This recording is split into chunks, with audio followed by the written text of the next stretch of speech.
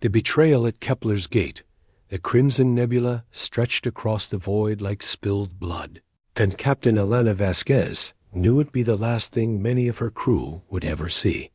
The Kepler's gate system had become the final choke point between the Zephyrian swarm and the core worlds of the Galactic Defense Coalition.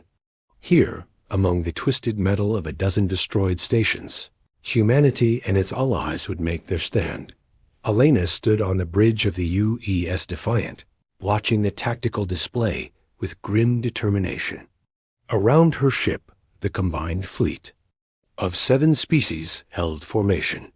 The towering Chronari battleships with their crystal shard weaponry. The sleek Valtar cruisers that moved like silver fish through space. The massive Thurok carriers that birthed fighter swarms.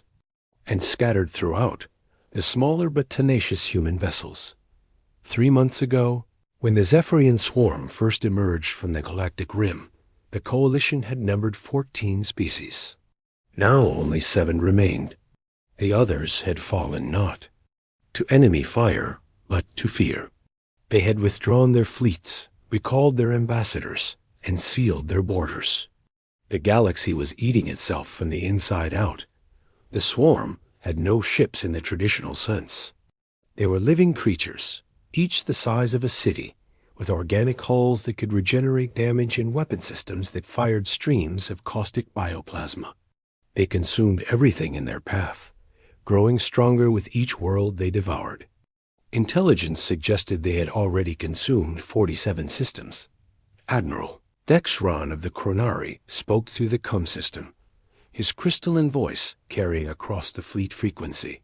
Human Captain Vasquez, our scouts report the swarm. Vanguard will arrive in 6 hours. The main body follows 12 hours behind. We estimate their numbers at over 3,000 bioships. Elena felt her stomach clench. The coalition fleet numbered 400 ships. The math was brutal, but not impossible.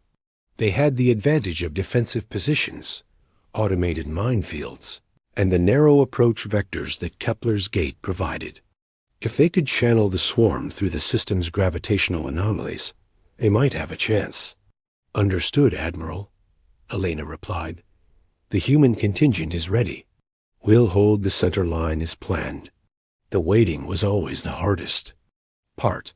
Elena walked through the corridors of her ship, visiting the gun crews, the engineers, the medical teams. These were good people, volunteers all. Earth had contributed 60 ships to the coalition, not because they had to, but because it was right. Humanity had joined the galactic community only 50 years ago, but they had embraced their role as defenders of civilization. Chief Engineer Marcus Chon looked up from his console as Elena entered the engine room. Captain, I've got the fusion cores running at 110%. The defiance never been stronger. Good work, Marcus. How's the crew holding up? Scared but determined. We all know what happens if the swarm breaks through. Earth, Kronos, Beltara, all of it becomes food, Elena nodded. The swarm didn't take prisoners, didn't negotiate, didn't even communicate in any meaningful way. They were a force of nature given malevolent purpose. Every intelligence report painted the same picture. Total consumption of all organic matter. The first alarm sounded at 0300 hours. Elena was on the bridge immediately, watching as the long-range sensors detected the swarm's approach. They came like a living tide, thousands of massive organisms pulsing with bioluminescent patterns. Each bioship was unique, evolved for its role in the swarm's ecosystem. Fighters, bombers, destroyers, all grown rather than built. All ships, this is Admiral Vexron. Remember the plan. We hold the line at all costs, for the coalition. For our homes, for the future. The battle began with long-range exchanges. The coalition's energy weapons lanced out across the void, striking the lead bioships. The creatures screamed across subspace frequencies, their pain audible to anyone with psionic sensitivity. But they kept coming, their organic hulls already beginning to regenerate. Elena watched her tactical officer, Lieutenant Sarah Kim, coordinate the human squadron's fire. Focus on the big ones. Take out their feeding appendages. They can't regenerate if they can't consume. The swarm's response was swift and terrible. Streams of bioplasma erupted from their weapon organisms, melting through coalition shields and armor. The Thurok carrier Guardian's light took a direct hit, its hull splitting open like a ripe fruit. Atmosphere and crew vented into space. "Damn it," Elena muttered, watching the casualty reports scroll across her screen. They were losing ships faster than anticipated. The swarm's regeneration capabilities were beyond anything the Coalition had faced before. Then came the moment that would define everything that followed. Admiral Vexron's voice crackled over the comm, but it carried a tone Elena had never heard before. Fear. "Coalition fleet, this is Admiral Vexran. Intelligence was wrong. The swarm numbers are not 3,000. Long-range sensors detect over 10,000 bioships in the main body. Repeat, 10,000. The silence that followed was deafening. Elena felt her heart sink as she processed the implications. 10,000 bioships against 400 Coalition vessels. It wasn't a battle anymore. It was a massacre waiting to happen. The next transmission came from Commander Zeloth of the Veltar cruiser Silver Wind. "Admiral, the Veltar Council has issued emergency recall orders. All Veltar vessels are to withdraw immediately." Elena stared at her screen in disbelief. "They're running. They're actually running." Admiral Vexron's response was immediate and sharp. "Commander, you cannot withdraw. A battle plan depends on your squadron's mobility. I'm sorry, Admiral. The Council's decision is final. We will not sacrifice our people for a lost cause." One by one, the other species followed. The Thurok recalled their carriers, claiming they needed to defend their homeworld. The Morgani cited a technical malfunction that required immediate retreat. The Zenthi simply stopped responding to communications altogether. Within 2 hours, the Coalition fleet had been reduced to the Chronari and human vessels. Elena watched the retreating ships with a mixture of rage and disbelief. 50 years of alliance, of shared sacrifice, of mutual defense pacts, and it all crumbled the moment things looked impossible. Admiral Vexron's final transmission to the human fleet was heavy with regret. "Captain Vasquez, the Chronari Council, has voted. We cannot stand against 10,000 bioships. We must withdraw to defend our core systems." Elena felt something cold settle in her chest. "Admiral, with respect, if you withdraw now, there won't be any core systems left to defend. The swarm will consume everything. I know, but the Council's decision is final. I am sorry, Captain. Your species has shown more courage than any of us deserve." The massive Chronari battleships began their withdrawal, their crystal hulls glittering in the nebula's light. Elena watched them go, feeling the weight of abandonment settle on her shoulders. Around her, the human fleet hung in space, 60 ships against 10,000 bioships. Lieutenant Kim looked up from her console. "Captain, we're receiving withdrawal. Orders from Earth Command. They want us to fall back to the Sol system." Elena stared at the tactical display. The swarm's main body was still hours away, but the vanguard was pressing forward, sensing the Coalition's collapse. In a few hours, they would break through Kepler's gate and begin their advance on the core worlds. Earth would fall. Kronos would fall. Every world that had turned its back on this moment would be consumed. "Captain?" Kim pressed. "Your orders?" Elena looked around the bridge at her crew. These were humans, the newest members of the galactic community. They had been willing to die for species that had just abandoned them. They had volunteered for this mission, not because they had to, but because someone had to stand against the darkness. "Open a channel to all human ships," Elena said quietly. "Channel open, Captain," Elena activated the fleet-wide comm and spoke with a voice that carried across 60 ships. "This is Captain Elena Vasquez of the UES Defiant. By now, you all know that our allies have abandoned us. Earth Command wants us to retreat. The smart thing to do would be to run, to save ourselves, to live to fight another day." She paused, looking out at the stars. "But there might not be another day. If the swarm breaks through here, they'll consume everything. Every world that turned its back on us tonight will become nothing but food for these creatures.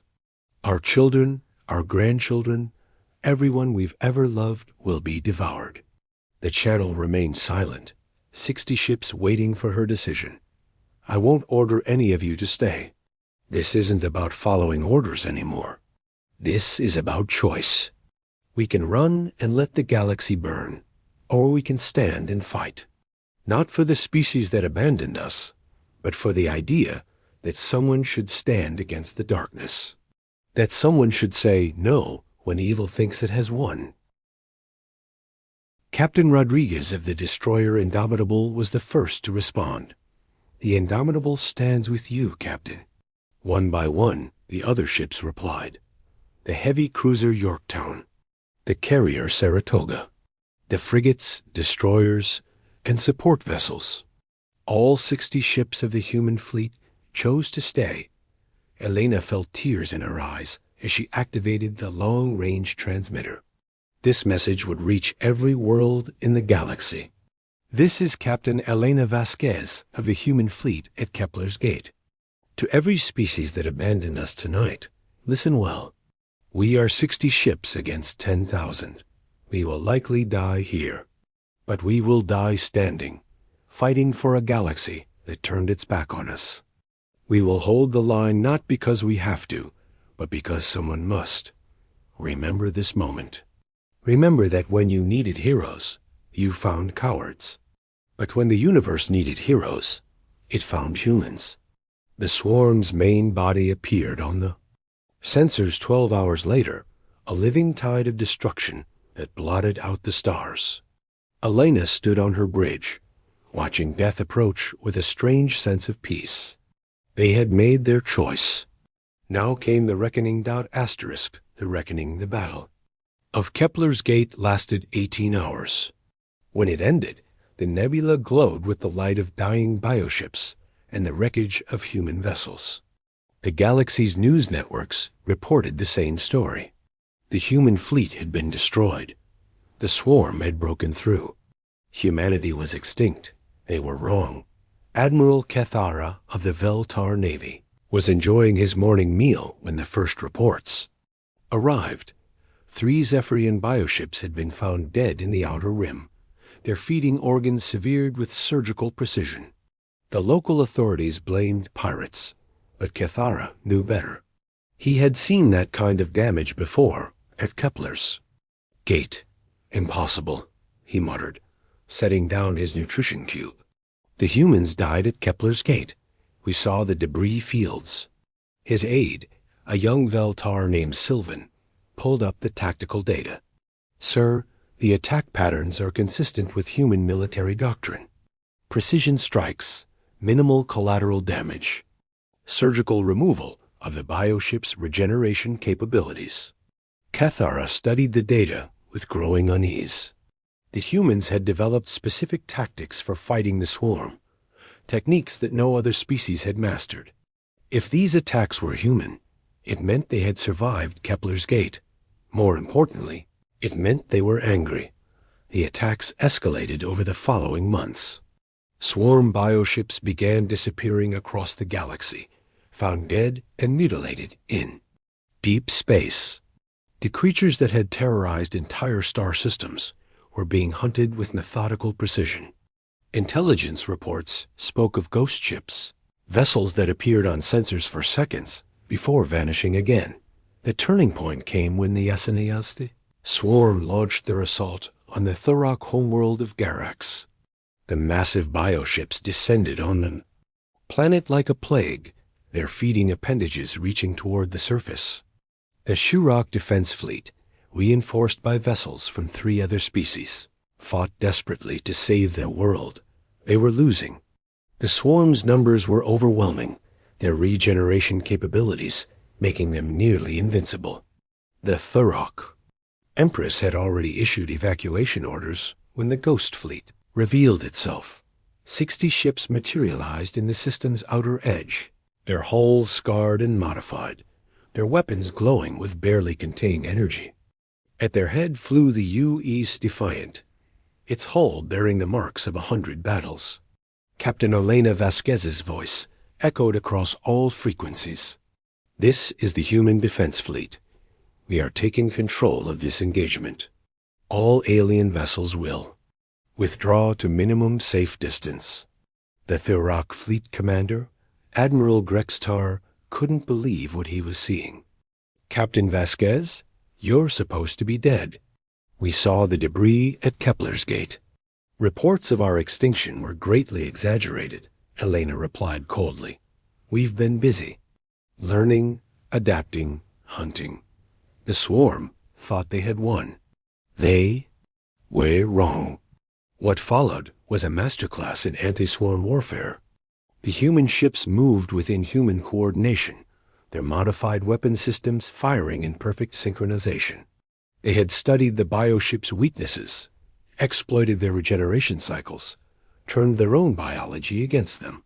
Where the Thurok fleet had been losing, the humans dominated. The swarm bioships tried to adapt, but the humans had anticipated every move. They used the creatures' feeding instincts against them, luring them into carefully prepared kill zones. They disrupted their communication networks, isolated individual bioships, and destroyed them one by one. In 6 hours, the human fleet had eliminated over 200 bioships.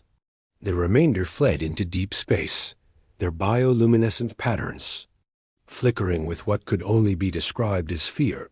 Admiral Grextar couldn't hide his amazement. "Captain, how did you survive Kepler's Gate? Our sensors showed your fleet was destroyed." Elena's laugh was bitter. "We let you believe that. After you abandoned us, we realized the truth. The galaxy doesn't deserve defenders. It deserves teachers. We've spent the last year learning how to kill the swarm. Now we're going to teach them to fear us." The galaxy's response was swift and panicked. Emergency sessions were called in every major government. The coalition tried to re-establish contact with the human fleet, offering new treaties, better terms, formal apologies. Alana's response was always the same: silence. The hunts continued. Swarm bioships died across the galaxy, their remains left as warnings to others. The creatures that had once consumed entire worlds now fled at the first sign of human ships. The galaxy watched in, awe and terror, as humanity systematically dismantled the greatest threat they had ever faced. But the humans weren't done. They had learned more than just how to fight the swarm. They had learned the true nature of their so-called allies. The revelation came during the Battle of Corinth Station.